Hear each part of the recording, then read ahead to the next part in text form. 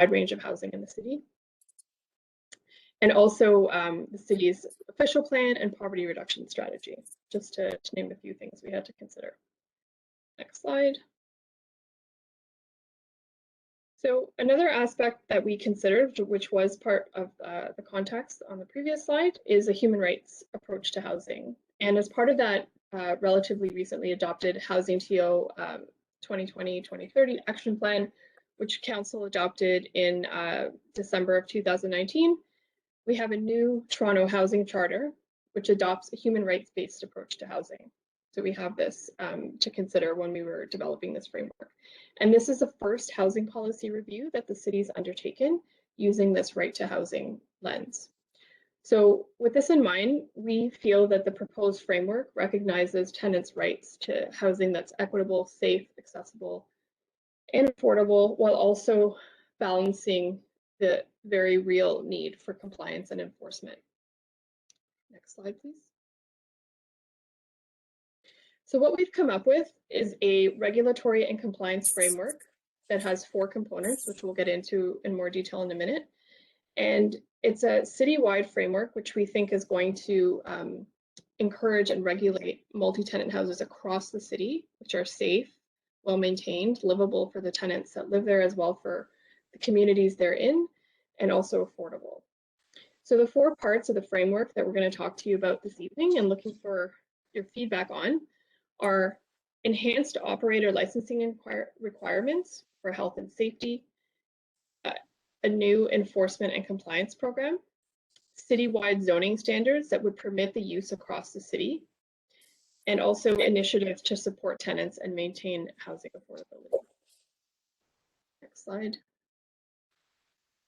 So I'm going to pass it over to my colleague Emma for Municipal Licensing and Standards, and she's going to talk about the first 2 components of the framework. Thanks, Carla. So as mentioned, sorry, next slide, please. Thanks. So as Carla mentioned, the city does currently license multi-tenant houses in certain areas of the city to ensure that they are safe and well-maintained to support tenants as well as neighborhoods. So the city is proposing to enhance these licensing requirements for multi-tenant house operators to further support these goals. So over the next couple slides, I'll be going through some of those proposed changes that were being considered and that we're looking for feedback on.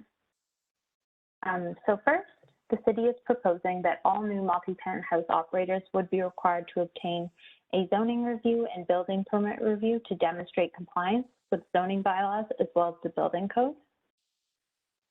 Next, there are currently different definitions of multi-tenant house in separate bylaws.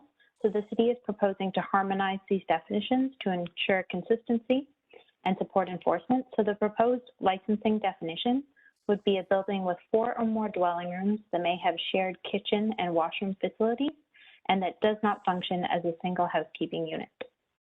Next, the city is proposing that all operators would be required to submit floor plans to the city.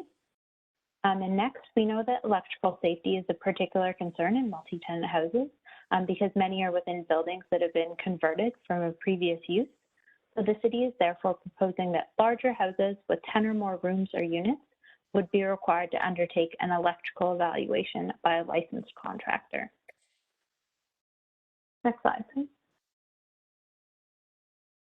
So continuing on from the previous slide, the city is also proposing that multi-tenant house operators would be required to develop a property maintenance plan, which would address waste and pest management issues, as well as include a process for landlords to respond to tenant concerns. Next, under the Rent Safe TO program for apartment buildings, the city has the ability to recover costs from the landlords for providing emergency social services, such as temporary tenant accommodations, where in situations where an apartment building is evacuated or vital services are disrupted. So the city is considering whether these same pieces should be implemented for multi-tenant house operators. And the city is also considering if insurance should be a mandatory requirement for operators. Next, staff are considering a requirement for operators to provide a record of the number of tenants living in the house. And lastly, staff are considering if operators should be required to provide the city with a security deposit to cover the cost of completing any property standards work that the operator has not undertaken. Next slide, please. So as part of the broader review, staff are also reviewing annual licensing fees for multi-tenant houses. So staff are not proposing that these fees would cover the whole cost of the licensing framework. We know that there is value in maintaining affordable fees to encourage operators to become licensed and to comply with the licensing requirements that we're proposing. So in reviewing fees, staff has reviewed fees under the rent safety apartment building model, as well as fees in other cities. Currently, fees range from $100 to $300. And for the new framework, staff are considering a license fee per room in the range of $25 to $50. Next slide, please. So personal care multi-tenant houses provide meals and additional support services to residents, such as housekeeping, laundry, and medication storage. The city is considering a series of enhanced requirements for personal care and multi-tenant houses as well.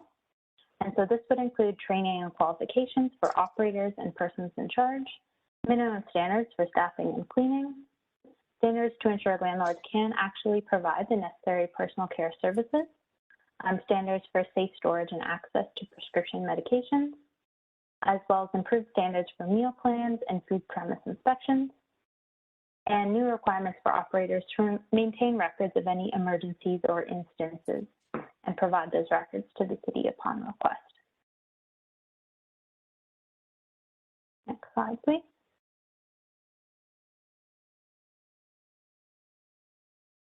So now I'm going to move on to the second part of the proposed framework, which is the compliance and enforcement program. So in order to ensure multi-tenant houses comply with the proposed licensing requirements, the city is proposing a four-pronged approach that includes, first, collaboration across city divisions and with stakeholders. So there will be a dedicated enforcement team within municipal licensing and standards that will work closely with fire services, Toronto Building, and Toronto Public Health, and other divisional staff as needed.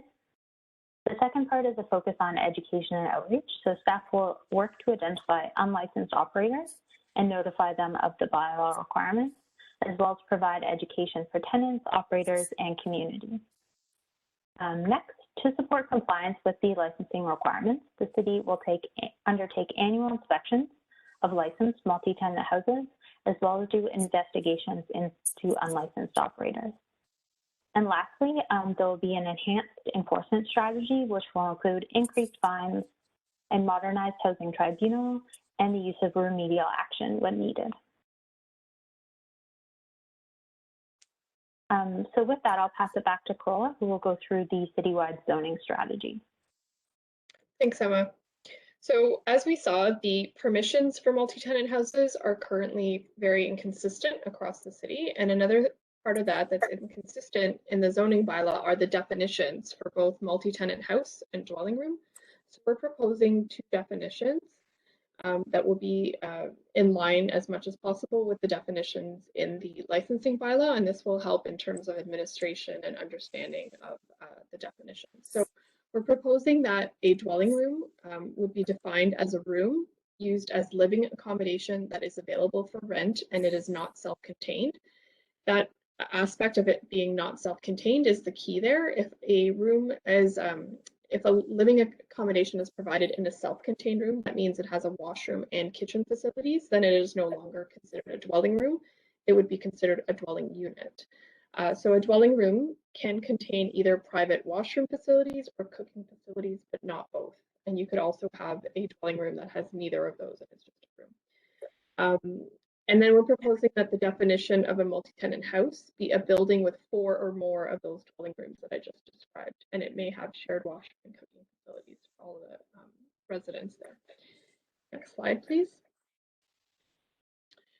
So in terms of the key aspect of the citywide zoning strategy, it would be that, we are proposing that multi-tenant houses would be permitted in all zones that permit residential uses subject to conditions. I would also point out that this would apply to zones that permit a mix of commercial and residential uses. So commercial residential zones, for example, would also have multi-tenant houses as a permitted use. And one of the key conditions that the permission would be dependent upon is there would be a maximum number of dwelling rooms permitted in a multi-tenant house. And this number for most residential neighborhoods, so the low density residential neighborhoods, would be 6 rooms in one multi-tenant house. We're also proposing that in higher density residential areas, such as apartment residential zones, that maximum number of rooms would be 12. And if you move towards the commercial residential zones, the mixed use zones that are typically found along arterial roads and main streets in Toronto, so the higher density areas, you could have up to a maximum number of 25 dwelling rooms in a multi-tenant house there. Next slide.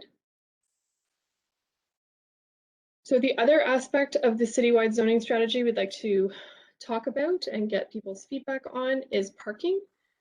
So we're proposing that the parking would be based on access to transit. So if you're in an area that's well served by transit, such as the downtown, we're proposing that in a multi-tenant house with a maximum number of 6 rooms, like I just described, would require 1 or no parking spaces. Those are sort of 2 options that we're looking at. And again, those are in areas that are well served by transit.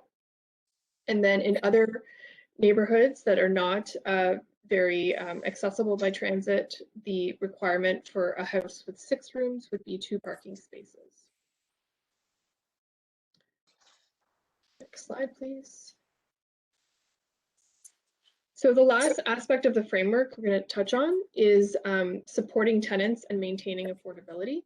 So in recognizing that the proposed framework has a number of new requirements, which operators will have to comply with respect to licensing, and many of these requirements will require renovation work.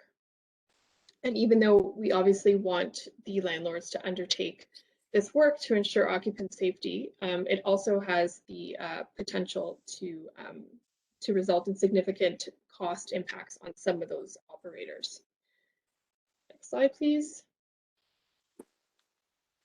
So what the city is going to be looking at in order to help operators with these costs, as well as trying to provide some certainty to the operators in terms of what is expected in the process when they apply for building permits, is we're looking at developing various compliance options that they can choose from in order to meet the Ontario Building Code requirement. This doesn't mean that they wouldn't be meeting the code requirements. It's just coming up with other ways in which those requirements could be met. And then we are also looking at ways in which we could potentially provide some incentive programs for landlords that would be eligible in order to help them undertake some of these retrofits so that they don't need to necessarily pass on the costs of all these upgrades to the tenants that live in the multi-tenant houses in order to help maintain some affordability there. And I'm going to pass it back to Emma, who's going to touch on the implementation plan that's being proposed. Thanks, Carola.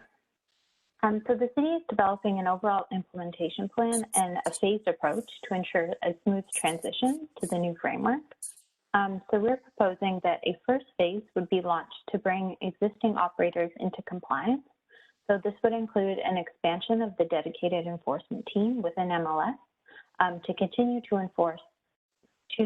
enforcement work as well as compliance work, and to work within the currently licensed multi-tenant housing stock, as well as the current unlicensed stock. And then a second phase would focus on getting new operators to apply for licenses. And this would allow for a gradual phasing and for city staff to effectively and orderly work towards full implementation of the proposed framework. Next slide, please. So throughout implementation, city staff will take a tenants and communities first approach that promotes safe and livable houses, identifies high-risk operators, takes enforcement action to address immediate risks to life and safety, and as well as mitigate any negative impacts on neighborhoods or third parties.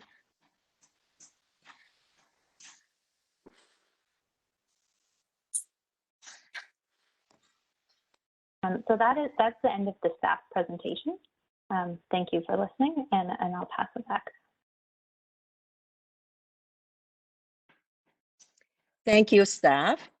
And just before we move on to our discussion, I'd like to welcome our Deputy Mayor, Anna Bailao, joining us. And Anna is the, Councillor Bailao is the chair of the Planning and Housing Committee.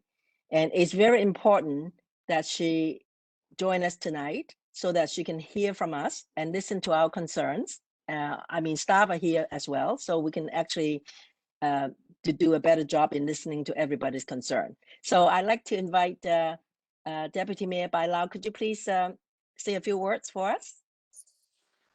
Cynthia, it is a pleasure to join you here. Thanks for organizing this to make sure that we hear from your constituents.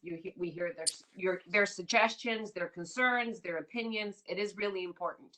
I'm a true believer that these policies are much better when we have strong community engagement and strong community participation. And let me tell you how I think staff came at this proposal and with the 4 pillars that you heard about. You know, I represent an area that we do have rooming houses already legalized, but we were hearing from people around the city about 2 things. Some people were very concerned about their living conditions. Some of the tenants, some of the students around universities. We have a lot of, you know, student housing around York University, around the U of T Scarborough campus, around some of the Humber College, these multi-tenant units, and a lot of them, they were afraid to talk, but we know that they had concerns about their living conditions. But because there is no path to have that form of housing, the only one that they can afford, you know, when you're a student, even when you get help from your parents, which most of them do, you know, it's not every parent that can rent you a full apartment. A lot of them, they live together with other students. And so a lot of them sometimes felt unsafe. You know, people coming to Canada, newcomers as well, that use this form of housing many times as their first home. They're just getting to the country, they're looking for a job, getting to the city, and so they very many of them get into multi-tenant housing. It's their first way of living here in Canada as well. And so we were hearing some concerns from the tenant side. But we were also hearing a lot of concerns from the neighborhoods. We were also hearing a lot of concerns from neighbors saying, you know what, these people are not upkeeping their properties. There's garbage outside. They have way too many people living in the homes. They don't accommodate for parking. So we started saying, okay, this is a situation that is not pleasing anybody. The communities are clearly, they clearly have an issue, and our property standards people, you know, they would go in and saying, yes, there's issues. It's very hard to deal with because there's no path forward. You know, you have these people that live in these houses. We know the housing situation in the city of Toronto. It's a, you know, tough market, right? And there's no pathway forward. So the city staff came and tried to put a program together. And that's why you say, okay, this is a program that, yes, is going to allow multi-tenant homes, but he's going to allow it in a way, and that's our goal. And we're here to hear your suggestions and comments on this as well, because we want to create a program that is going to create good housing, you know, for our students, for, you know, our newcomers, for, you know, people that want to live in multi-tenant housing, but also that it has enough enforcement that ensures that these properties are well kept, that they fit into the neighborhoods, that we have, you know, teeth to go after bad landlords, both for the communities and for the tenants that live in there. Because at the end of the day, you have the same goals. You want to have good homes, part of your community. You want to be able to, you know, we all want to be proud of our communities. We want to be proud of our homes, but we want to make sure that our neighbors' homes are well kept and that we live in a good community. So that's what we're trying to do in here. That's what staff is proposing and putting forward. So we're really looking forward to hearing your comments to say, are we getting this right? Do you think this is good, the way that we're going at it? The 4 pillars with, making sure that, yes, we have the zoning, but we have bylaw enforcement, we have regulations, we have a deposit from the landlords to ensure that if the property is not upkept, that the city can go after that. And that, for example, when we find a properties that, has way too many people, that we have a program that we're going to say, okay, this is not okay. You can't have these many people living in here, but we're going to work with you to find you different accommodations. We can't just put people on the street, but we're going to say, okay, this is not good. Like, you can't have 20 people in this house. Like, that's not acceptable. But we're going to find a path and a program to make sure that these people, the tenants, are not left out on the street. So there's different components for this program. And I'm really looking forward to answer any of your questions and to, most importantly, hear from you if you feel like we're getting it right.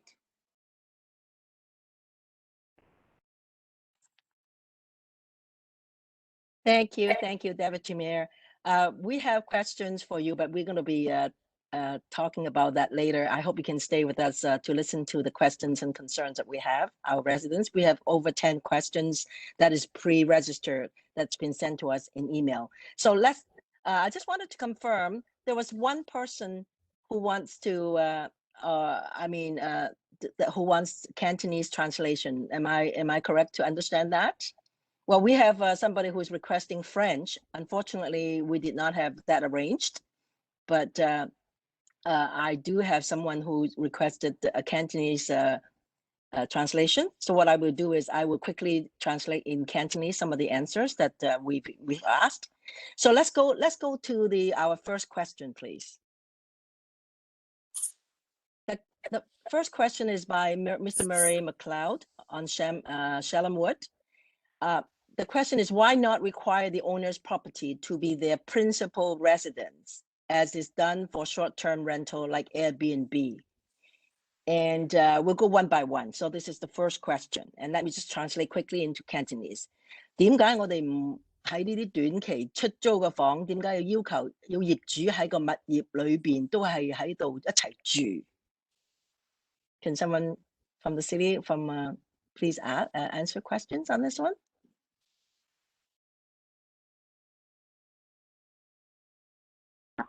I can start, and I'm not sure if Kyle has anything to add to my comments, but the short-term rental regulations are somewhat different, and the principal residence requirement is such that the individual is the principal resident of the house, and maybe part of the year or when they're on vacation, they rent their residence out on a short-term basis.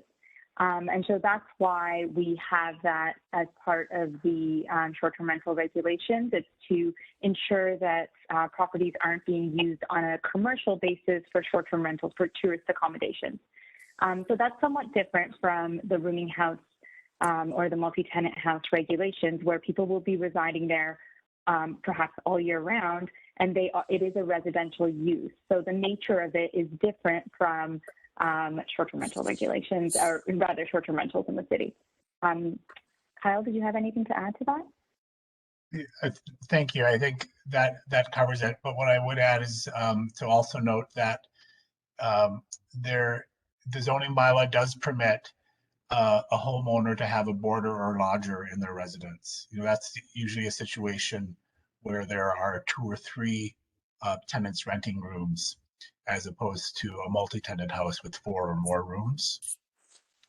So the zoning bylaw does consider that. This is a different land use, as we've described, and obviously we're consulting on whether to permit that land use across the city. I think this question. I think the question is that you're not planning for the framework to have the principal. To have the owner live in that residence if they turn it into a rooming house. Is that correct? That's correct. That is not part of the proposed regulation. And may my residents know why? Because I think that's the reason. I mean, you just given me some question, but would it be considered? Would doing the consultation, would you consider that? We can take that back. We have heard that comment in other consultation meetings as well that we've done through the course of this process. I'll say that from a planning perspective, my concern would be that we would be judged to be regulating. The Planning Act is very clear that we're not supposed to regulate through zoning the relationships of people within a household.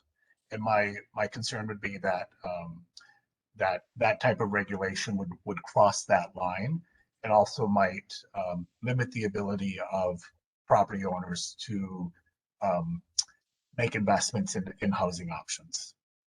Okay, I think they ask very good questions, and if you just can maybe take it away and see that, I think we'll tell you why it would be a good idea to have the owner lives in the property on the questions later. Okay, We're probably happy tell you to why. hear that feedback. Thank you. I'll just quickly translate in Cantonese. 佢話唔可以咧，就因為咧係規劃法嗰個嘅規定，即係我哋唔可以係叫嗰啲業主即係將間屋點樣做嘅。咁我就問佢咧，我就話可唔可以考慮？佢哋話可以考慮。The next question is, what will your approach be in Scarborough for encouraging new multi-tenant housing accommodation while the 160 plus illegal rooming houses are being phased out or upgraded for legalization? 你點樣採取任何嘅措施去鼓勵喺士嘉堡嘅呢啲咁嘅新多租戶房屋裏邊逐步淘汰160間非法嘅多租戶房咧，或者等佢哋能夠合法咧？ Please take it away. Thank you for that question. I can answer that. There are 3 different ways that we're going to be encouraging new MTH accommodation. Firstly, we're proposing to actually provide a path to legalization. So currently, multi-tenant housing operators are not allowed to operate in the area. So by providing an opportunity for expanded zoning and licensing, that is one way that we're trying to encourage operators to enter into a legalized framework. Secondly, we're introducing new enforcement tools that will also allow us to leverage those tools against operators that are not non-compliant, and encourage them to stop operating under the radar and instead join the legalized framework. And then thirdly, we are working with our colleagues in the Housing Secretariat to design incentives for operators, to have some financial incentives and potential funding in the future to be able to absorb some of the costs of what it would cost to operate and comply with the proposed licensing rules. Thank you. I just want to quickly translate in Cantonese. 所以佢就話咧，就我哋有3個方法嚟做嘅。第一就係發牌啦，第二咧就係用一個嘅新嘅執法嘅工具嚟到等呢啲咁冇牌嘅都會消失。第3方面咧，佢又會設計一啲經費啊，點樣去資助一啲真係想租，即係想做呢個多租戶房屋嘅人去更加多做得更多更合法嘅去做一啲咁嘅房屋。Thank you. Let's go to the next question. This next question is from Mr. Michael Yin. Many of the illegal rooming houses in Scarborough have survived because they refused entry to city building inspectors. Do you have any solution to this problem? 有好多呢啲非法嘅分租房咧，係唔俾市政府嘅人員入去檢查，拒絕佢哋入去檢查。你有冇對呢一方面有咩解決嘅方案咧？ Please take it away. Good evening, everyone. Jean-Paul Nadeau, I'm the supervisor of the multi-tenanted housing team currently. That is a very good question. It's something that we have addressed through our team, through training and different tactics that we have available to us in order to get into a lot of homes. Currently, my officers have been quite successful prior to the COVID restrictions in getting into a lot of homes in order to conduct inspections. And in doing so, we've issued a number of paperwork and charges since we've taken this portfolio over in July of last year, 2020.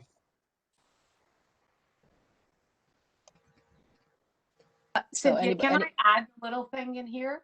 yes, One of please, the Anna. things, one of the things that we think is helpful is once there's a path for, that people can understand that you can have multi-tenant housing, the tenants, we think the tenants will be much more open to let building inspectors in, because in a lot of situations, it will give them better living conditions as well. Right now, even the tenants are scared because they know there's no way that multi-tenant housing is going to be legal. There's no path forward. And those people, the only thing they can afford is that kind of rent. They know that they can only afford a multi-tenant housing, and in a lot of the city, there's no way to make that legal. It doesn't matter how good the property is, there's no way to do it. So once we create a path, we feel like even those tenants are going to be working much more with us because it's better living conditions. They won't be afraid to say, oh, I won't be able to get any of that kind of accommodation in this neighborhood, because there's a path forward for that. So we think we're going to get more cooperation as well. Okay, thank you. I think I do have a right-on question on these two, this question, which I think is quite good. I'm going to ask just so we can be more organized. Sheila was saying that I called 311, nothing is done.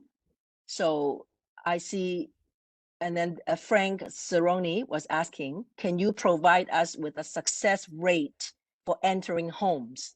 So can staff maybe answer, I mean, how successful are we in entering homes now? Thank you, Councillor. I don't have an exact number available to everyone right now. Through the paperwork that I see coming through with my staff, it is a reasonably high success rate.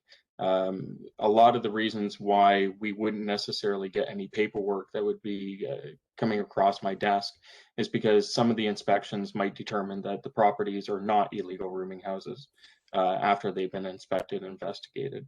So unfortunately, I wouldn't be able to give those numbers currently at this point in time. Okay, thank you.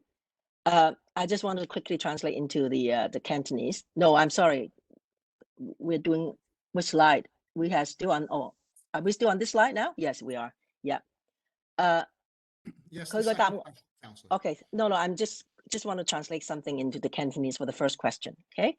佢就話我哋即係有冇咩解決方案咧？佢哋話佢哋而家咧都係喺度做緊。我哋亦都有人問咧，有冇即係數據啦？你可以解決到幾多個咧？佢哋就冇呢種咁嘅數據，所以其實亦都係一個問題，就係佢哋係唔可以正式入去檢查究竟佢係咪一間分租嘅房屋嚟嘅。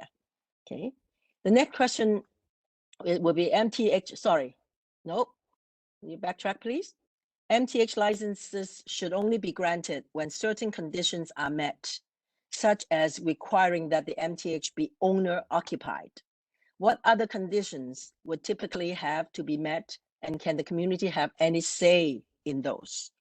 佢就話多租戶房咧有好多條件要符合嘅，譬如好業主喺裏邊嘅，住埋喺裏邊嘅。通常咧仲有其他嘅條件，我哋喺個社區裏邊可唔可以有發言權咧？ I think this was partly answered by the previous questions, but can somebody add on something with this one about owner-occupied? I can answer that. Yes, thank you for that question. I think that was previously answered, that we are not currently considering that the MTH be required to be owner-occupied, but we're happy to take that feedback back. What I'll say is that I think the reason, I'm going to interpret the reason that residents may be interested in having an owner occupy a home is because generally when an owner lives in a home, they take better care of it. And so you may not see as many issues that you're seeing with some of the houses that are not maintained to an appropriate standard. So what I'll say, and we touched upon this during the presentation, is that we are proposing to go forward with a requirement that every operator, regardless of whether or not they live in the home, has to have a property standards maintenance plan. And essentially what that does is it requires them to think like an owner. They have to have a plan to outline how are they going to do lawn maintenance, how are they going to take out the garbage, how are they going to handle all the aspects of the property around them. And what we at MLS will do is we'll work with them to give them a template to fill out that plan, ensure they have a plan in place. We will follow up to inspect that they're implementing the plan. And if they don't, we will also continue to follow up and levy fines against the operator. So rather than taking the owner-occupied route, we're really trying to encourage operators to think like owners in a way and put these new requirements on them. So I hope that's helpful info. That's very helpful. I think there's a further question on this one. How do you enforce the plan? That was the question on this question. How are you going to plan? I mean, it's a good one. You know, how are you going to enforce the plan? That was a further question on this one by Michael Yin. That's a great question. So step one is when an operator applies for the license, they actually have to submit an outline of the plan. We provide them with a template, but they have to fill out all of the details as to exactly how they're going to manage that property. And then our enforcement and licensing team will review it. If we find that it's up to standard, that will be accepted. If it's not, we will go back to the owner and say, you need to fix A, B, and C in your plan. And then what we'll do, we'll follow up with two kinds of inspections. One is an annual inspection, and then secondly, we'll do inspections on a complaints basis as well. So if a resident finds that an owner is not maintaining their lawn, for example, they can come to MLS and say, well, I'm seeing the lawn maintenance not being done. We will then investigate. We will look at the plan and we will go talk to the owner and the operator and say, well, you're not actually abiding by what you've committed to. And at that point, we have a set of new fines that we can levy against the operator. So that's how we're really planning to implement it. I see. And then Michael has just cannot stop asking further question on this question. Michael was saying that, is there legal consequence for this? How much are they going to be fined if they don't follow the plan, or what are the legal consequences on this one? That's a great question. So part of what we're doing is introducing new sets of fines. So the first fine, which is the sort of the first set of fines that we would levy, are called set fines. These are fines that officers can go onto a property, and if they're seeing through their inspections and investigations that an operator is not complying, they are able to issue those fines to the operator. And those fines are usually within a set amount that's actually determined by the province. So anywhere between, I would say, from $500 to $1,000. And then there's progressive levels of fines that would require us to potentially take an operator to court if they are not complying. And finally, I'll add, in the worst cases, we are also requesting new authority, what we call remedial action, where the city can actually take action for worst case offenders to fix the property issues, and then charge the operator by putting the bill on their property tax. Like a work order type of scenario. Is it like a work order? Yeah. Correct. And what about exactly. what about repeated offense? Michael, this is your last question, okay? Well, Michael was asking, what about repeated offense? A Aisha. great question as well, and JP can address this one. So where particular properties have repeated offenses, currently as it stands, licensed rooming houses have a number of different options that are available to us. Starting with going forward with many repeat remedial actions. We also have enforcement fees that have to be placed on particular properties that do add up over a period of time. On top of that, licensed rooming houses can be brought forward to a tribunal where their license can be revoked or conditions can be placed on them in order to hopefully curb any negative behavior or maintenance issues with either the owner and or the tenants. If that doesn't work, then we can always go forward with charges under the various bylaws that we enforce depending on what the actual issue is. Including the severity of the problem, we can actually go forward with either a probation order or we can go with prohibition orders. In those particular cases, those are very extreme, and those particular issues are ended up being placed by the courts at that point in time. But they are requested by our department, and that has been done on a number of charges that we've already issued over the last year. Yeah, there's a question on Debbie Phillips on further to this question. You talk about licensed houses. Do they have to post their license in front of the house to show that they are legal? They have to post inside the home currently. Inside the home, but not outside. I see. No, Okay, not that outside currently. answers Debbie's question. Just let me quickly. One thing I'll add. Yes, Asha. Councillor, sorry to interrupt. We are actually posting the licenses or the addresses that are licensed on the city website, so residents can always access that list. And we're happy to share it with your office. That's even better. So you don't have to actually go and drive to there and make sure that it's licensed or not. It's even better. Yeah, thank you so much. Just let me quickly wrap up for the Cantonese speaking. 呢一個咧就話佢話業主唔喺裏邊住，咁有咩要求？譬如鏟草鏟雪啊、倒垃圾啊，點樣做咧？佢就話咧一定要有一個人，指定一個人，業主一定要指定一個人要做。如果業主唔喺度住咧，佢一定要指定一個人做。咁有問題就話啦，咁如果佢犯法，咁有冇要唔要罰款啊？或者有冇告票收到咧？咁答案就話咧，佢哋有一個叫做 set fine， 即係話一定會罰錢嘅。咁如果你唔即係佢又會每一年咧，佢都去檢驗下究竟你有冇去違法。所以咧就同埋咧佢話個牌照係咪要連喺間屋嗰度咧？如果佢係發咗牌俾佢，咁咧呢位同事咧就話咧，佢話唔止連喺屋前邊喺屋嘅裏邊有，但係咧喺個網上面咧都查到究竟呢個地址係唔係分租屋嚟嘅。多謝。Next slide, please. Okay. Why allow 6 rooms and not 4 rooms? This answer asked by Gregory Sodenha. The reason being, if it's 4, the 4 renters will have regular rooms anyway and will be pretty comfortable, and no renovations will likely be required, except if it violates building codes. On the other hand, if this number is increased to 6, as suggested by the city, this would involve a huge investment for renovations and keeping in line with building codes, which would put a strain on MLS as well. 點解係可以有6間房，唔係4個房咧？因為如果係有4個房咧，即係每一個人都有一個房，究竟比較正規啲咁多啦，同埋舒服啲啦。但係就唔需要點樣裝修嘅。但係如果你話俾佢6個房嘅話咧，咁可能就需要裝修啦，係間多啲房啦，亦都需要合乎呢個政府建築嘅法規。咁呢啲牌照局會帶嚟壓力嘅。問點解會咁樣做 ？Thank you. Please take it away. Great. That's a very good question.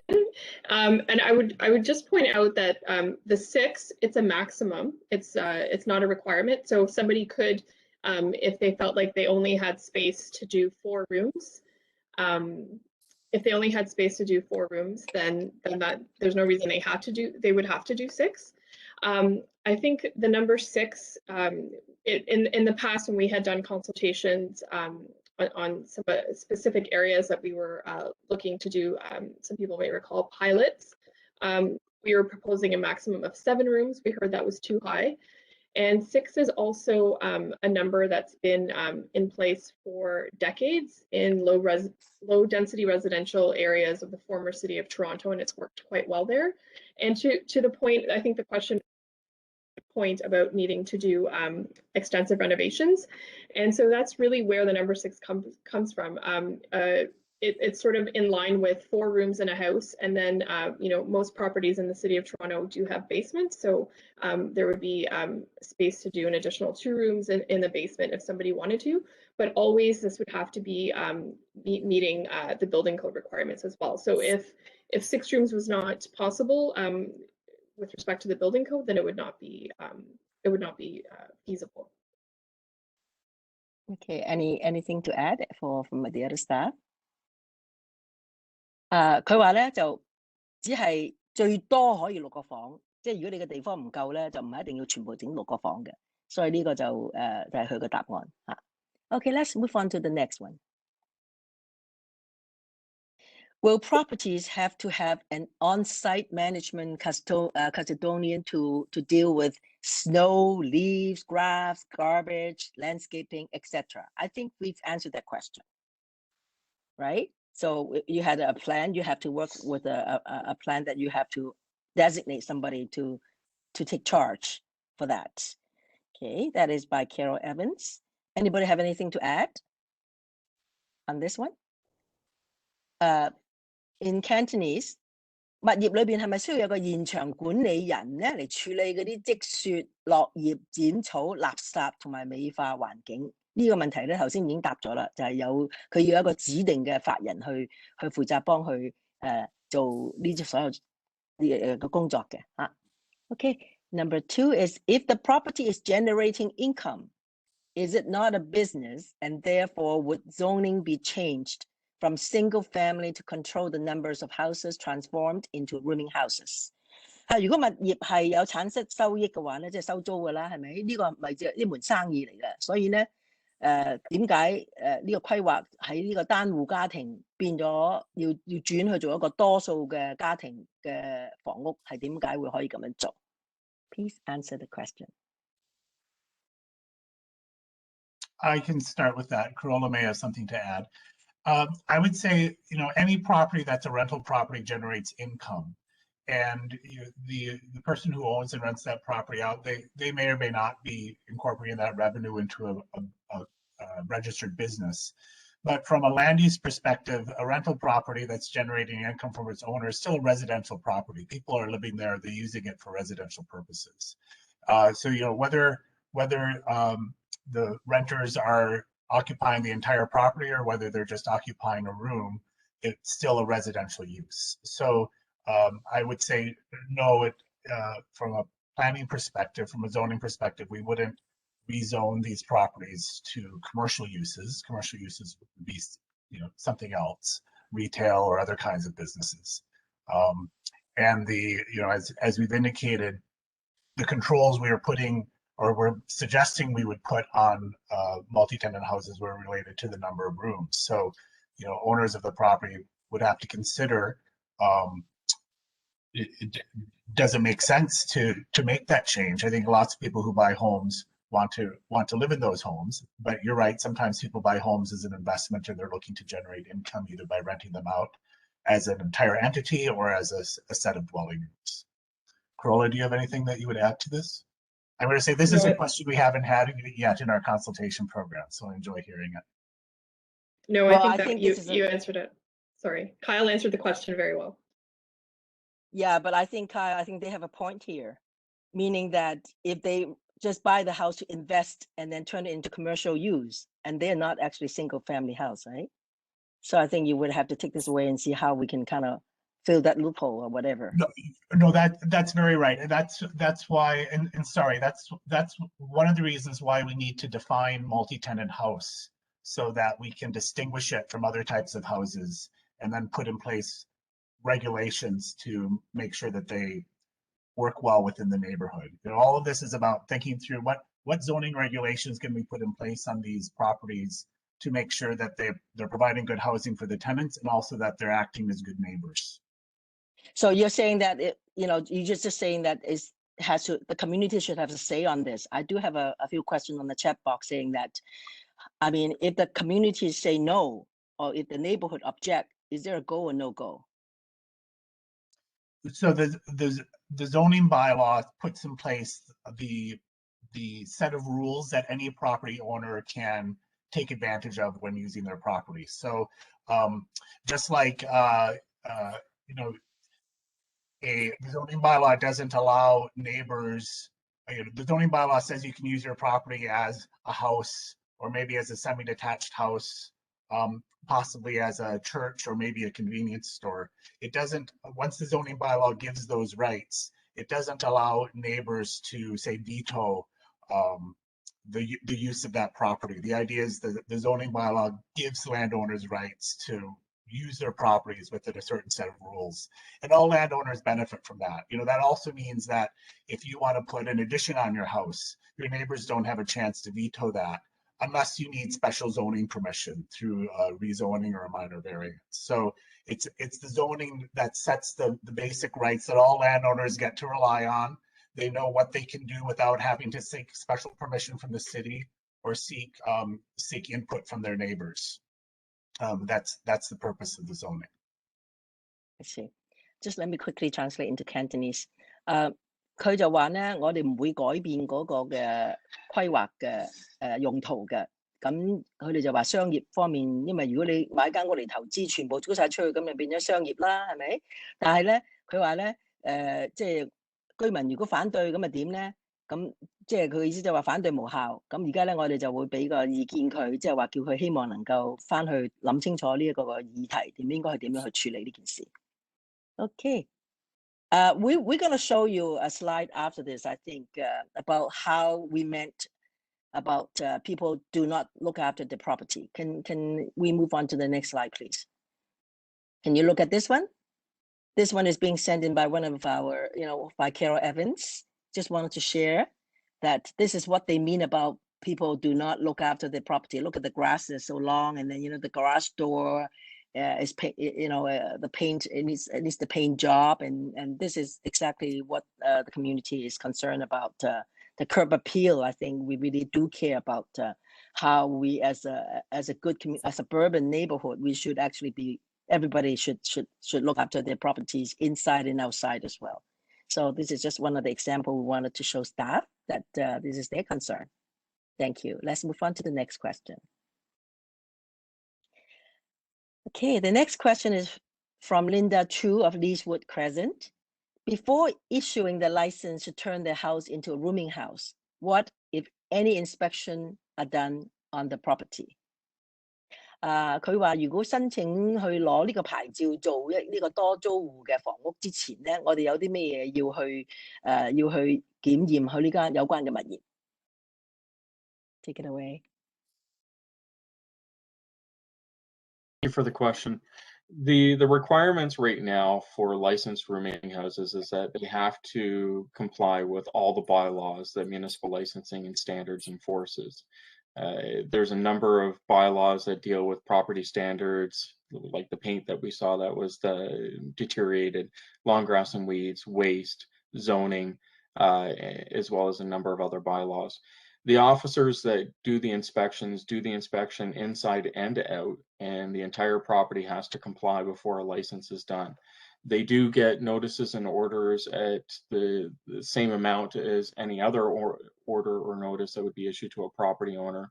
And if there's an opportunity to work with them, obviously we would try to. But that's currently what would happen on a regular basis. The other inspection that's done on licensed rooming houses is Toronto Fire has to go in and do a fire code inspection, and that needs to be done, and they need to comply with whatever the requirements are based on the occupancy inside the dwelling. I wouldn't be able to speak to fire code issues in terms of exits and all of that. That would be with Toronto Fire, but they do work diligently with us in order to make sure that the rooming houses are in compliance with that. In relation to illegal ones, we make referrals over to them. And then for personal care rooming houses, we also have public health that accompany us in order to do inspections to make sure public health concerns are also addressed. Okay, I think there's a question here. Sorry, Councillor, could I add to okay. JP's Yes, answer? please. Sorry. Please go and ahead. I was reading questions in the chat. So JP, you may have mentioned this, but I think it's also important to note that if someone is, as this question asks, if someone is changing a house into a rooming house, then they're also changing the land use. Because as I said, we're defining multi-tenant house as a different land use than a dwelling unit. And so they would need what's called a change of use permit from Toronto Buildings. And if changing that house into a rooming house required some construction or renovations, they may also need a full building permit. And so what that means is before they change that house, they would have to demonstrate that the rooming house that they're proposing complies with the zoning rules that we've described to you. So our buildings, the building division and building inspectors would make sure that they are providing the required number of parking spaces, that they are staying within the limit of 6 rooms or whatever limit council set. Ensure that the building plans reflect all of those zoning rules. And then as the construction happened, there would be a building inspector making sure that the construction was done according to the plans. And then as the property is occupied and maintained and hopefully operating successfully, it could also still be subject to inspections from MLS. Okay, so those are good answers. And I think Mirth have a question here. Still no answer on the fire exits. Okay, so I think you've referred to if it's a fire department, they will do the inspection. And Murph is concerned about a basement having no second exit for renters. I think it's the safety of the renters. So I suppose this will be dealt with by the fire department then. Am I correct to assume that? That's correct, Councillor. Thank you. Debbie Phillips has a question. Is there a maximum number of homes that can be licensed on a street? These are good questions. So I can speak to that. We're not proposing to impose a maximum number of houses that would be permitted in any given area. That's similar to an approach that has previously been taken with other residential uses, such as group homes, with the use of separation distances, so minimum separation distance requirements. And recently, Council, well, a few years ago, Council adopted zoning changes that remove those separation distance requirements because they're found to be discriminatory in that they didn't deal with specific land use impacts, which is what we have to consider as from a planning perspective when we're passing zoning bylaws. So that's not something that we're currently proposing. And as I just said, it's something that Council has decided to move away from imposing with respect to residential uses. From reading on the chat box, I think I would probably want to add another question about, you know, how with the gaming, you know, AGCO and all those things, when there's going to be a liquor store opening in the neighborhood, they'll circulate, you know, people around the area. I think the question that I've read on the chat box is that, will the owners on the street be notified if there's a license applying on that street? I think basically that's what they, you know, the question is. So that, I mean, if they don't approve of it, would that have any impact on your approval?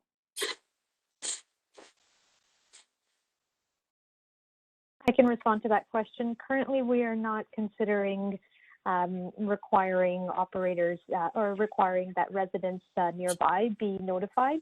But you know, we thank you for the feedback. We will hear it and we will take it back. Yeah, because I read very good comments on the chat box, and I just thought maybe I would just phrase it into a question. So, you know, will they have a say? Will the neighbor have a say saying that I oppose this, just like, you know, liquor license, or people, you know, like currently there's a lot of people opposing liquor license in the pizza store, you know, this type of thing. I think if you can just take it back and see whether you can do something about it, would be nice. And can I see the slide back from the slide? I just wanted to quickly translate that into Chinese about to summarize what we just been discussing for those people who just speak Cantonese. 佢呢度話咧就會唔會去驗嗰個物業啦？咁佢哋話就會一定要全部都要合晒消防嘅規格先至可以做嘅。咁另外一個問題咧就係話可唔可以好似啲酒牌啊嗰啲咁樣樣咧，開大麻咁，即係附近所有嘅鄰居啊幾多尺之內咧都要知道。譬如佢嗰條街想整咧，佢反對嘅時候咧。咁係咪有冇反對有冇效？佢話暫時咧就冇咁嘅法規，但係咧希望能夠聽到我哋嘅意見之後咧，可以做一啲呢啲咁嘅即係改善啦嚇。Okay, so these are some of the pictures that have been shared by having renters do not look after their properties, and it really is really an eyesore actually for our neighborhood. If you know, it's actually not fair for these things. I'm sure. I hope that you will. You know, it should be enforced because it will be an eyesore for some of these things that are not people are not looking after the property in a very, you know, like a pride of ownership manner. So that's really bother our neighborhoods. Thank you. Let's go to the next question. Next question is from Stevens Castleman. How does the city guarantee that they will hire enough bylaw officers to inspect and patrol rooming houses? 呢個問題就話我哋市府話要執法啦，佢點樣先知道有請足夠嘅執法人員去檢查關於呢啲咁嘅多租戶房屋 ？Take it away.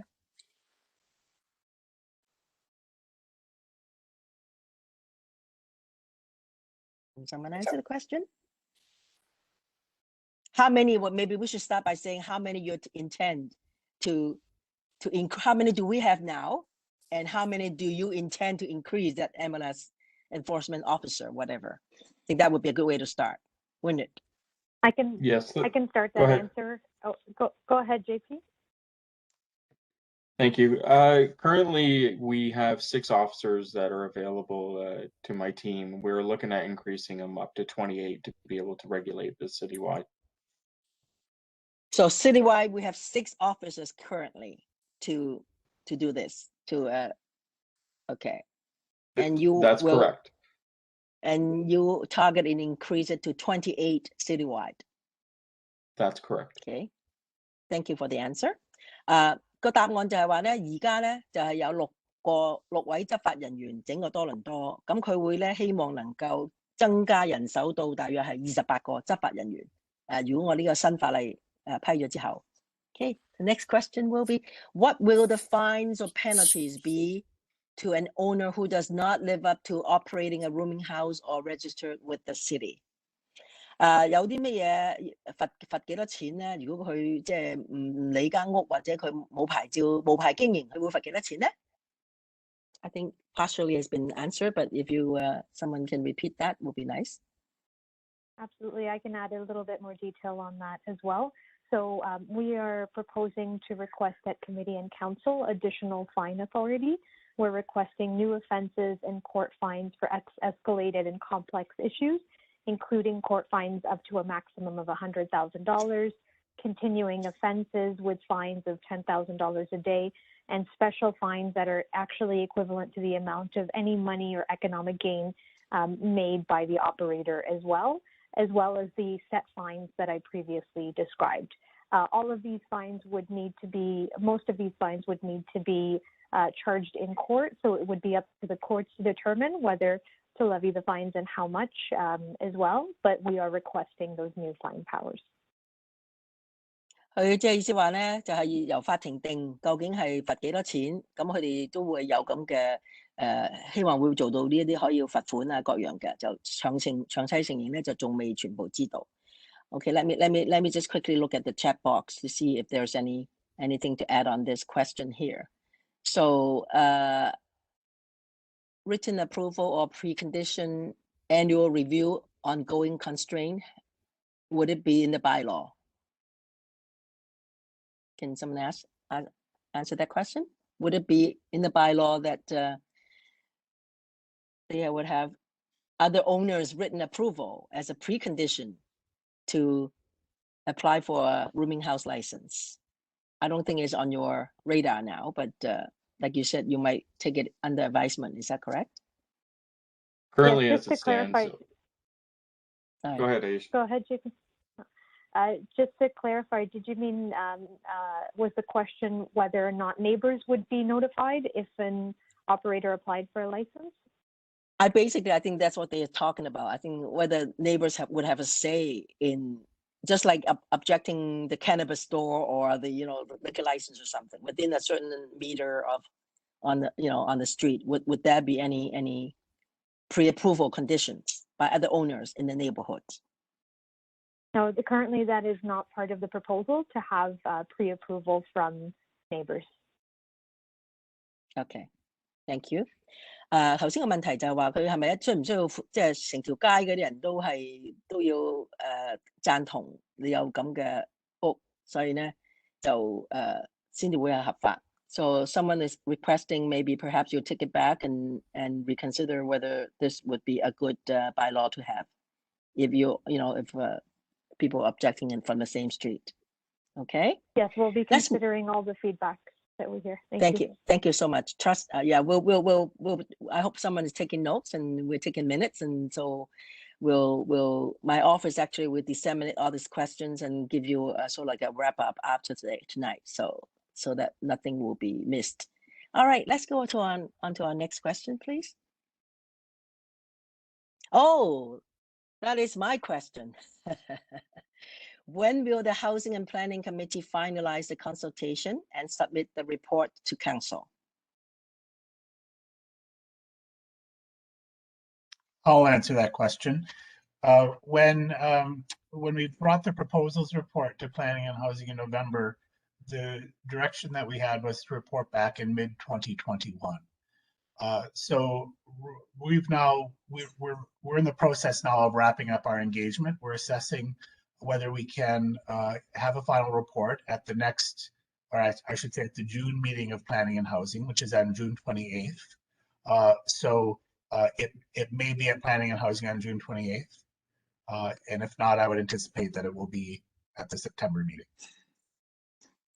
Also, if it's not June, would be in September, because I think council they will not meet July and August. Is that correct? Yeah, That's correct. Thank you. I should clarify that. The next meeting after June 28th would be early September. I see. So just let me check. We've got a lot of work to do. We're working very hard on this file. It's a significant proposal for the city. I think the level of interest here makes it clear that it's significant for all sorts of stakeholders. So we're interested in getting it to council so that they can consider the staff advice and make a decision. Ideally we would do that in June, but it may be early September instead. Yeah, I understand that you had consultation citywide in beginning of May.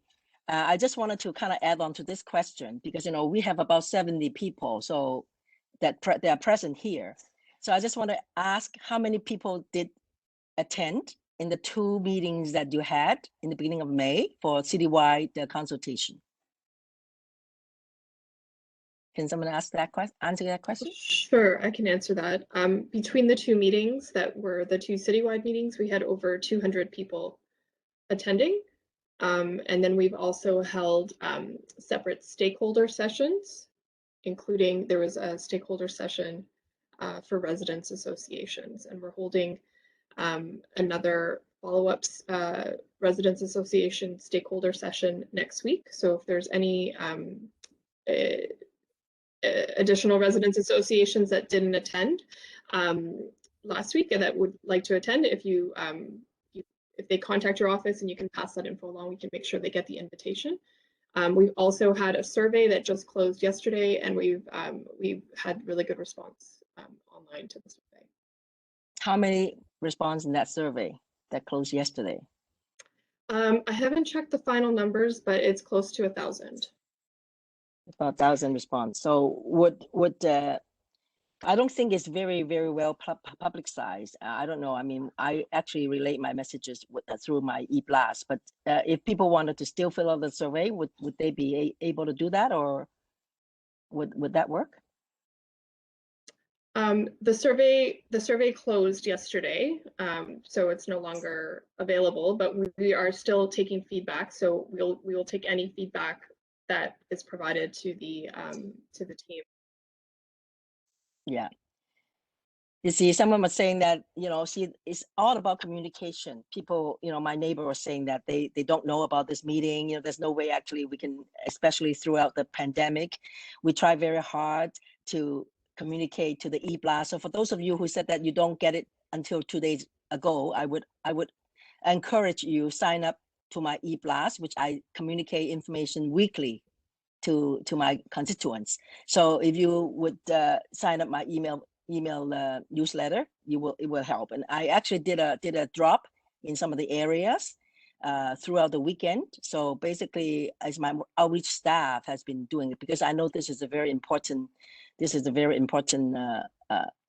meeting and an important issue for my ward. Okay, so just let me quickly translate that into Cantonese, and then we'll go to the beginning of the chat box to see whether we can have some new questions. 頭先我哋就問咧，佢呢個諮詢會之後，佢會幾時去嗰個小組委員會嗰度再一齊去開會討論，同埋咧幾時會去多倫多市政議會裏邊去審批呢一個關於呢一方面嘅架構多租戶房屋嘅架構。咁佢哋話大約如果唔係6月尾咧，就會係去到9月就會做嘅啦，都係要今年之內要完成呢一個咁嘅動作。咁頭先亦都問我就問佢哋有好多唔同嘅諮詢，成個多倫多諮詢咗2次咧，就有200個人參加。我哋今日都有成70個人參加。咁同埋佢哋有個叫做問卷啦，個問卷裏邊咧就大約有1000個人參與，所以就如果大家有咩問題，可以再經過我辦公室。Okay, let me just kind of scroll quickly up to the beginning of the chat box to see whether we missed any good questions. And I think a lot of them have been answered. All right. Since MLS can't even enter a house without permission, how do you intend to shut down or license illegal rooming houses? We have several on our street and nothing has been done for years. This is a question from Rolf, my friend Rolf. Ralph, that is a very good question. The enforcement of multi-tenanted housing as we know it, I can only account for when my team took over after July of last year. Prior to July of last year, we didn't have a dedicated enforcement team that was trained or educated or had the confidence in order to enforce the particulars and the complications of a rooming house bylaw, as well as being able to address all the bylaws at one point in time. So when it comes up to these particular properties, we do address them from a bunch of different approaches. And our staff have issued more notices and orders on these subject type of properties over the last 8 months, more so than the districts have before. So we're hoping that that's a positive thing where we're able to actually address it. And I do encourage, if you do have any complaints about specific homes, you can reach out to the councillor's office or you can go to 311 and we'll be more than happy to take a look at it. As long as they are in violation, we'll be able to address it accordingly. I see. Okay, thank you. I was going to say, you know, there was another question say we kept calling 311, but nothing was done. Now we understand. So before July last year, there was no enforcement team at all. So it's only recently that I think they are starting to enforce it. Am I correct? There was enforcement. It's just that the way my team has been assembled, we have a high level of expectations. The experience is also there, as well as the entire portfolio is under scrutiny by ourselves on a regular basis. So the expectations by myself and my staff and my management are to address these concerns. And we don't just knock on a door and leave. Many of our investigations have gone on for months. And in that particular case, it's not necessarily a negative thing. It's the fact that we have the determination and the professionalism to keep on addressing the concerns until we're satisfied that either it isn't a multi-tenanted home or that the concerns are being addressed in some form or fashion within the bylaws that we're able to enforce. So what is the consequence if you found that is a rooming house now? I'm just so curious, and I'm sure that some of my constituents, they will be curious. If we, you know, if you go out there and found that that is a rooming house, what does the city do? What kind of consequences at this point? Currently, if my officers do find a property that is in violation of the zoning bylaws that relates to a rooming house, they are issued a notice of violation, and that particular property has then been flagged for us to review at a later time. Due to the COVID pandemic and due to a number of other issues, we're not in the business of actually removing tenants from homes. We don't have that power. If a property owner wants to bring the property into compliance, then they may do so, and we encourage that they do so legally through the landlord-tenant board. If a property is severe enough of a problem, either through its history or through our investigation, we have laid charges immediately, no notices. We do not necessarily have to give a warning. If there's enough problems that substantiate that the problem with the home or with the occupants is severe enough, we've gone straight to charges. So in many circumstances, the common practice is to give a notice of violation, but if the problem persists enough, then we can go right to charges, which we have. I see. Just let me quickly translate in Cantonese. 我頭先問咧就係如果佢係一個分租房嘅屋，佢係違法嘅，咁我哋去睇到，即係入去裏邊覺得佢係違規嘅，咁樣點樣做咧？我哋點處理咧？即係喺出邊咧，你可以打311，同埋你可以打去我嘅辦公室啦，即係話有投訴可能係呢一間，可能係分租屋啊，大家可唔可以去大家去調查一下？咁佢哋就會嘅。如果係非常危險嘅話咧，佢哋就即係會俾告票佢哋，同埋佢哋咧就一定就係佢哋唔可以趕你個租客走，但係佢哋就而家特別係而家疫情之期間咧，佢哋就希望能夠你快啲好，即係譬如防火有問題啦，就做防火問題啦，咁佢哋會處理嘅。Okay, the next question is from Gloria. Is there a space requirement for each resident of the house? So that's not something that would be required through the city's zoning bylaw, but it is something that is set out in the Ontario Building Code. And there is no way to get relief from that. It has to be something that you comply with. So there's no way around that. And that's what we would rely on. Okay. 頭先呢個問題就係佢就有冇每一個人要限有幾多個空間咧？咁暫時佢仲未有咁嘅決定。There's a good question from Liz here. Liz said that based on transit, Scarborough should be out of the plan for at least 20 years. I think it was it was a very good question, but it was a comment, but I'm going to turn it into a question. You in your presentation, you said that if it's close to transit, then you don't require any parking. Okay, so how do you determine whether this property is close to transit or not? I mean, what is your baseline of determining whether that property is close to transit or not close to transit? So I'll start the answer, and my colleague Michael in Transportation Planning may have something to add. So currently the zoning bylaw already has what we call policy areas that are used to for the parking rates for uses in the bylaw currently.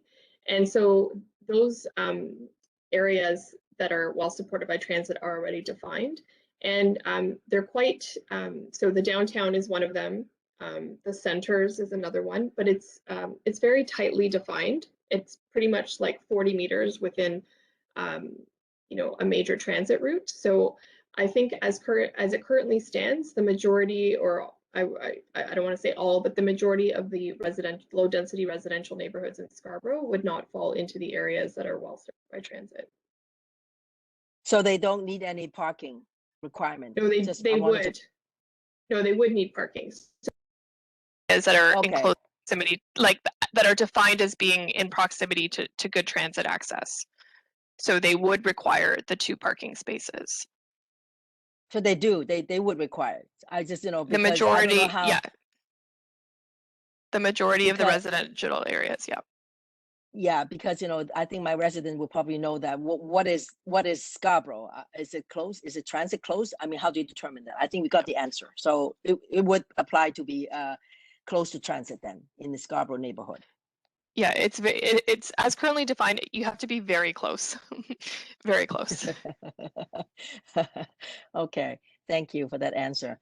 So let me just quickly translate into Cantonese. 頭先佢嗰度就話咧，你如果係近交通嘅咧，就唔需要有停車位嘅。咁我就問佢究竟而家士嘉堡究竟係咪我哋近，抑或唔近交通咧？即係佢咁樣喺頭先佢嗰個佢嗰個做嗰個講俾我哋聽嗰啲 PPT 裏邊咁講嘅，所以我就佢話需要嘅，我哋需要停車位嘅。Okay, let me just scroll down. So how? Well, I don't think it's your question. There's a question about how to evict tenant legally during COVID. I don't think we can answer that question here. All right. Okay, I think there's a lot of questions that Michael Yin has asked, which is, I'm just scrolling down, please bear with me.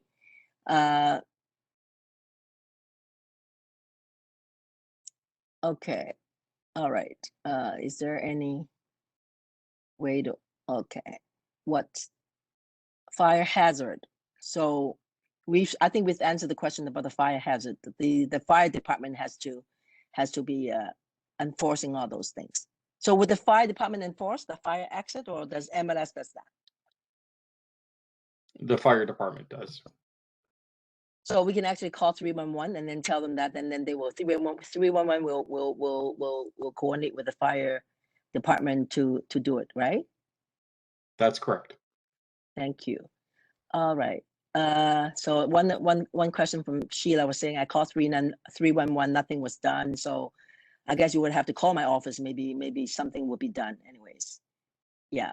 Okay, I think we basically have almost all the questions answered here. Sorry, Councillor. Yes. Sorry to interrupt. I'm just looking at the chat, and I've seen a couple of questions or comments sort of along the lines of, is this going to be just in Scarborough, or is this going to be? And so I just wanted to answer that. Okay, good. Yeah, I'm just glad, to say. I'm glad you're checking too. Good. Okay.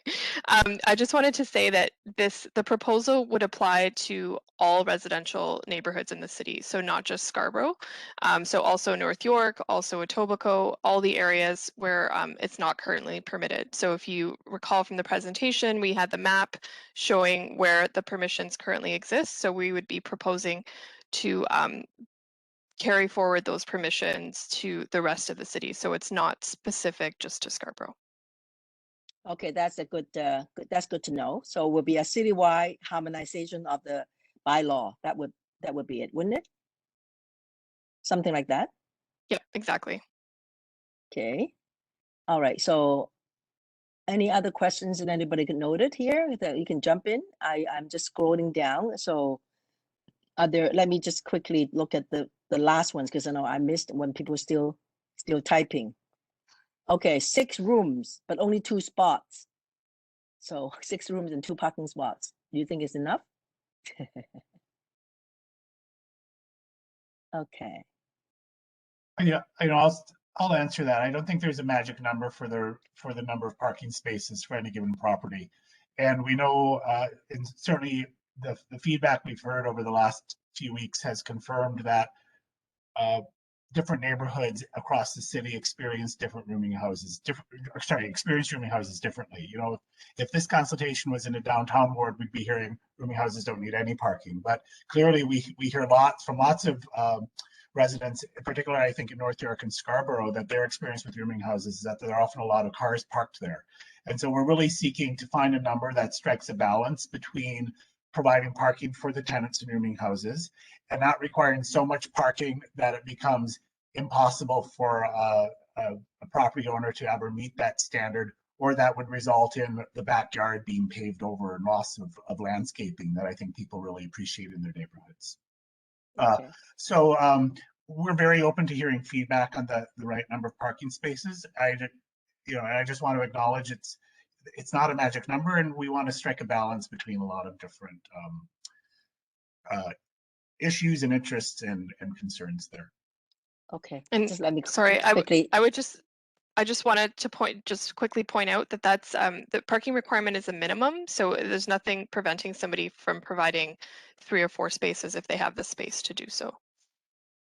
Okay, just let me quickly translate that. Okay， 剛才咧就問咧就係點解即係六個房只係得2個停車位？咁佢哋話咧，佢哋就會希望能夠呢啲位停車位咧係一個最少嘅係呢個停車位嘅，唔可以即係唔可以少過2個車位啦。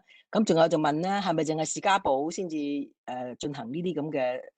即係做呢啲咁嘅多租戶房屋咧，咁佢個答案就話唔係淨係士嘉堡，整個多倫多、北約克啊、Etobicoke 啊嗰啲地方咧，全部都整個多倫多都會做嘅。咁頭先就係講呢一樣。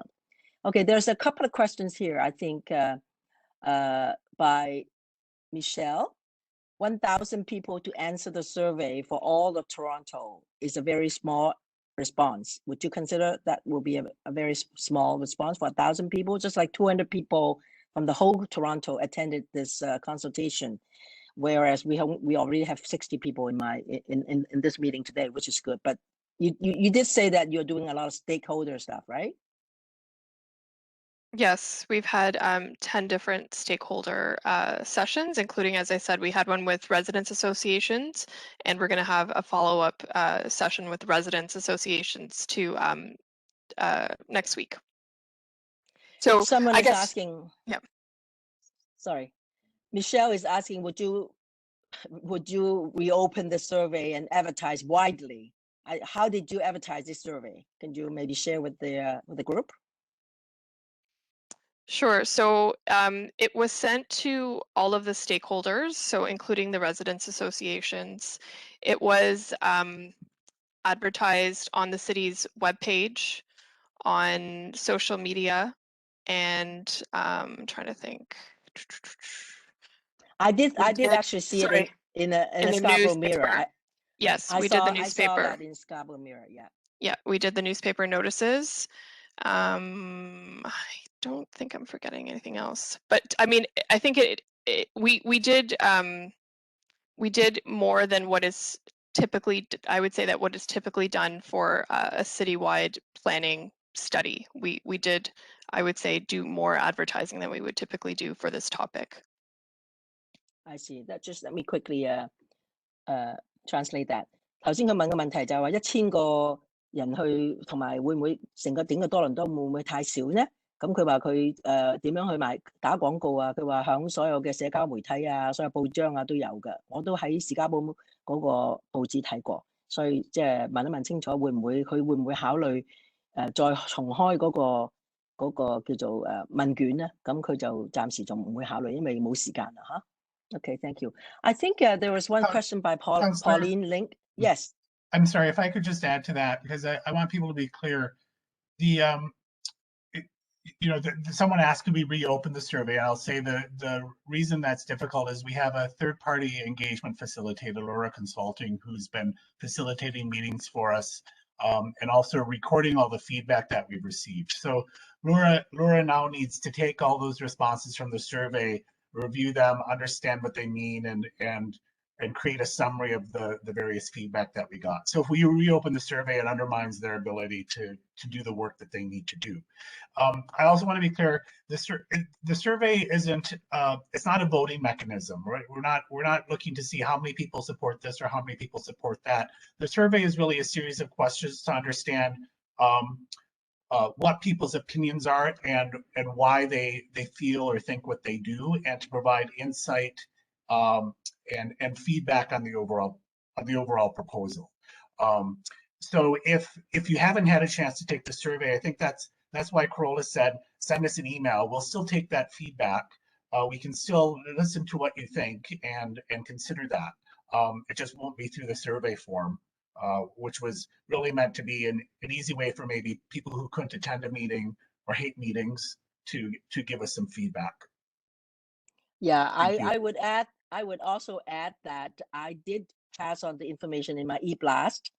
For those of you who haven't sign up to my e-newsletter, I would encourage you to do that, because I do all these very, very timely information weekly. We do that once a week, and there's a lot of good information. We have a busy time because there's a lot of other things that are being on that e-newsletter. So I encourage people to do that. And let me just translate that in Cantonese. 嗰個問卷咧就唔會再開放㗎啦。咁如果大家有啲咩嘢仲要補充嘅話咧，就請你同我個辦公室聯繫或者發郵件俾我哋。All right, there's one question here by Pauline Link. Please address question on budget. Where is the money coming from to fund this program? That you say that there was, I think you were mentioning about there was 3 ways of doing it. One, the third way would be to fund some of those for people to kind of put it to cold. I can answer that question. Thank you for the question. It's a good one. Part of what we were instructed to do by Planning and Housing Committee, when we reported in November, is to come back with estimates for how much it would cost to implement the proposals. So as part of the report to Planning and Housing Committee in mid-2021, we will be coming back with estimated figures for the costs, and we will likely be requesting additional funds as well from Council. Okay, thank you. Let me translate it. 有一個問題就問我哋喺個預算嗰度點樣？佢頭先話去補貼津貼一啲要將間屋裝修成為呢個多租戶房屋嘅，咁究竟呢啲錢喺邊度嚟嘅咧？咁個答案就係話咧，佢會寫個報告嗰陣時咧，就會計算有幾多，究竟需要幾多錢，各樣方面咧都會喺個報告嗰裏邊有嘅。Okay? Thank you. Councillor, Uh, sorry, can I yes. interrupt? I forgot, I should have also said that on the feedback point, we have been receiving feedback through your office from some of your residents. So I just wanted to say that, you know, that was sent to the project email. So outside of the survey, we still are receiving that feedback, and it will form part of the final sort of what we heard consultation report. And I do recognize some of the names on the call just from seeing some of that feedback. So we appreciate it. Thank Yes. you. Thank you so much, Caroline. Because we actually do, when the email comes in, we make sure that we forward it to you. So those are the voice from my residents. Thank you. Yeah. 剛才佢就話咧，佢都收到我哋好多郵件，就係因為我哋嘅辦公室咧，將所有經過我哋辦公室嘅郵件咧，我哋都會轉發俾佢哋嘅辦公室嘅。All right, so let me just quickly scroll down. There's a couple of okay, so I think if any residents, I think we have quite a few residents association that are participating in today's meeting, because rather than having to do each resident association, I thought we'll just group them together. So the more the merrier. So for any of the participants who know that you have other resident association that is interested and still not participating in the call, please reach out to my office. We'll be able to accommodate to you. Okay, thank you. Let me just quickly, if you can, Carola, if you can pick on if there's anything that we missed down here. Thank you, Cynthia. You've done a good job. Thank you. I try. And can rooming house be owned by numbered company? Okay, that is the question. Can rooming house be owned by a numbered company? Nothing in zoning would prevent a rooming house. I could say it would be impossible legally. It would be impossible for zoning to prevent a rooming house from being owned by a numbered company. For licensing, I don't know if there are. I don't know how the ownership is required to be recorded. Maybe Aisha, you can answer that. I can answer that. Yes, under the licensing bylaw, we're proposing that corporations can apply for a license, but they would have to provide information on the people that are also running the corporation as well as part of their license application. So they have to identify the individual? Is that, am I understanding correctly? There will have to be, correct. There will have to be individuals identified as part of a licensing application. I see. So someone has to be accountable for. So in other words. Correct. Okay, great. Just let me quickly translate it in Cantonese. 佢就話可唔可以用一啲用一間公司空殼公司咧去做一啲呢啲咁嘅多租戶房屋咧？佢話冇嘢可以停止你唔用一個空殼公司去做，但係咧就裏邊有一個嗰個所有人咧，即係個持牌人或者嗰個人咧，一定我哋都會都會市政府都會知道嘅。Okay, so I think that's it. And anybody who wants to maybe have a final question or final comments to add, I would, please unmute yourself. And Anna, would you have anything to add for us, please? Yes. Myself, no, just thank you for inviting me and to allow me to listen in to the questions and the comments from your residents and your engaged community. And yes, I thought you did wonderfully running the meeting and answering your constituents. And again, I think that what we're really trying to do is address an issue that exists. We know that many of you feel frustrated because, as I heard, you call 311. There's issues with the rooming houses that you have, and what we're trying to do is respond to what we've heard as well, is how do we have a system that enforces good housing for people that need those housing, that can't afford to be renting a full house or an apartment, and do it in a safe way, but at the same time that do it respectfully and part of a community and fit in with the community that there is there. So that's what we're trying to do, is balancing the housing needs of our city and giving people housing options, to continue to live in our city, but understanding that, everybody has obligations. We're all part of the community and we need to be respectful of each other. And so how do we make sure, how do we create the tools in the city that we have, that we ensure that the city does a better job at licensing and making sure that they are complying with property standards. So for the good of the community and of the tenants that live in there as well, because you know, we've also heard we've had people dying. If our fire chief, our deputy fire chief was here, he's very passionate about this issue because he's had to go into homes like this and he's had people dying because people are afraid to come out because that's the only kind of housing that they can afford. And they know that there's no way to legalize their living conditions, or that's why they sometimes don't complain. And so I think that we need to make sure that we give them a voice and we give you a voice, because you also want to make sure that these are good homes, that they are, you know, homes that you're proud to live beside and to have these as part of your community. So at the end of the day, we hope we get there, and I thank you for your comments and your feedback. Well, thank you again, Deputy Mayor Bai Lau. I just cannot thank you enough. And we are very lucky and blessed to have our chair of the Housing and Planning Committee to listening in. And I think we do have our next step. Okay, could you please reverse to the slide about the next step?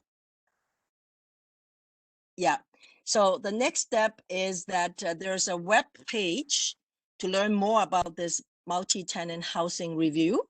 And like the question I asked, staff will be writing the report and hopefully to be at the Planning and Housing Committee in June, or if it's not in June, will be in September.